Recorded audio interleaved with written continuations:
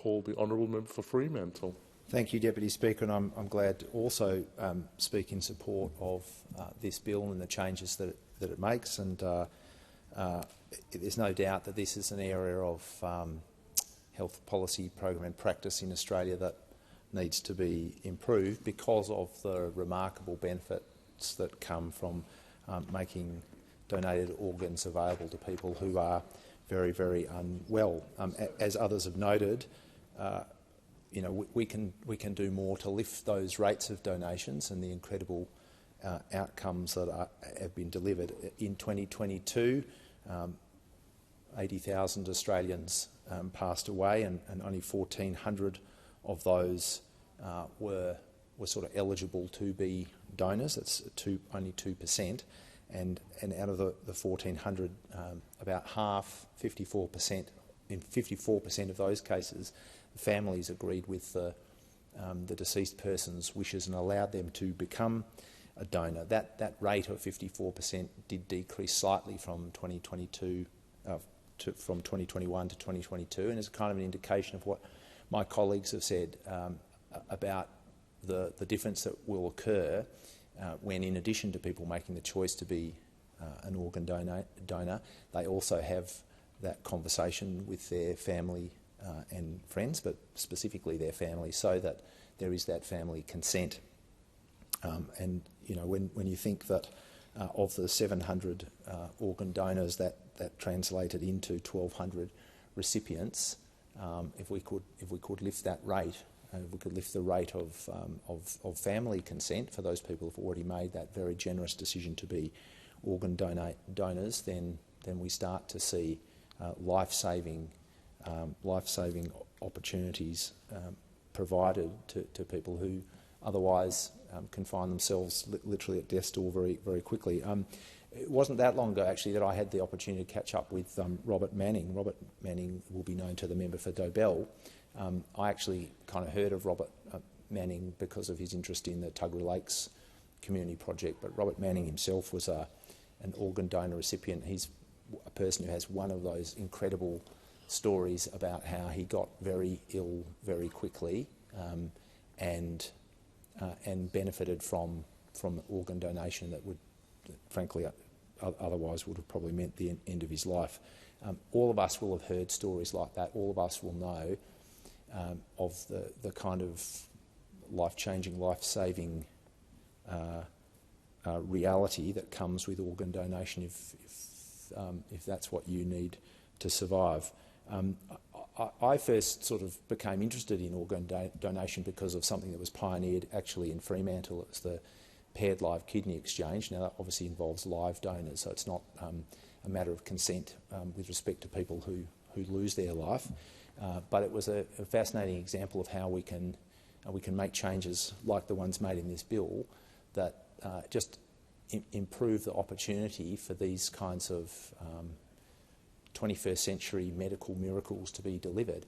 It's the case with obviously kidney donation that people can donate one of their kidneys to someone who needs it, and there are often family members who are prepared to do that.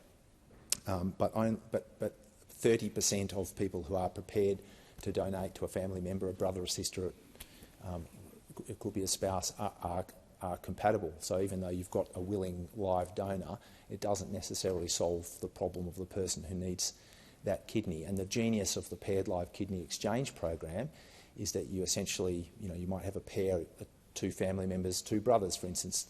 One brother is prepared to donate a kidney to the brother who needs it but isn't compatible. That kidney will be donated to the sort of the beneficiary in an opposite pairing that will be matched up. So there was a fellow in Fremantle, Dr. Paolo Ferrari, who got that going more than a decade ago, and I believe it's now an Australian-New Zealand joint program that we run that helps to match up compatible donors with people who need kidneys. But the strongest message that I would give, and I think everyone in this debate would give, is for people to think very carefully about how remarkable it is for you to decide to be an organ donor, so that you can literally give the gift of life and health to another human being. I don't think there would be any greater gift that you could give. So that's obviously step one, and step two, making sure that your family understands that that's your wish, so that they are able to consent to that if that comes. And I mean, I didn't know. I'll be the first to put my hand up and say I'm not the most technologically advanced person. I didn't know that you could go through the Medicare Express app and with a few clicks on your smartphone make that decision.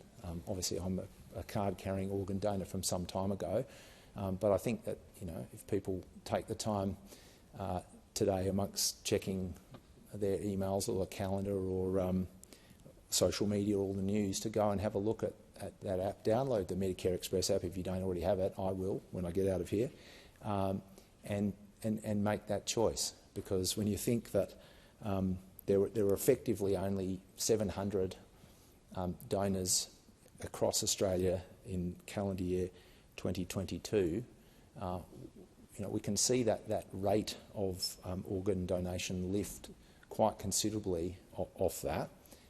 And every time that occurs, there's the potential for 7 recipients to benefit. And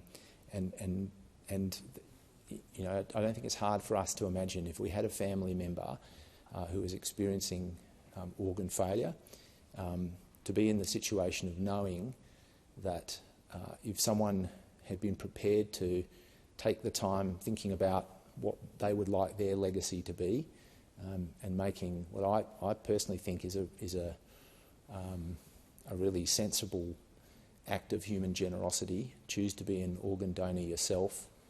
Don't leave it at that, because the family consent part is a vital piece of the equation. Talk and encourage family members to consider it themselves, but certainly talk with them sufficiently to understand that that is what you would like. That's what you want one of your legacies to be at the time of your passing.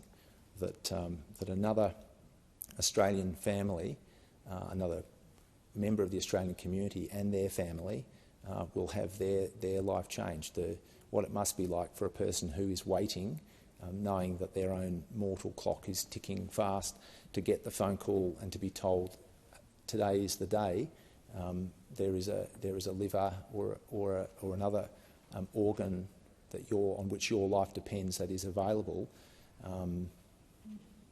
You know, it would just be one of those weight-lifting, burden-lifting experiences that you know, I can only imagine. Obviously, nobody wants to be in that position. But Deputy Speaker, this is something that both sides of politics have worked on consistently over time. As I say, there were changes made under the former Labor government. I'm glad that it was a focus of the coalition before. The minister and the assistant minister are carrying this work forward. This change will improve awareness and efficiency, I think, within the way the program works, and I'm hopeful that through these changes, the way we talk about them and endorse them, we actually get that community participation in something that is life-changing and life-saving. So on that basis, I'm very happy to speak in support of the bill. The question is that this bill be now read a second time.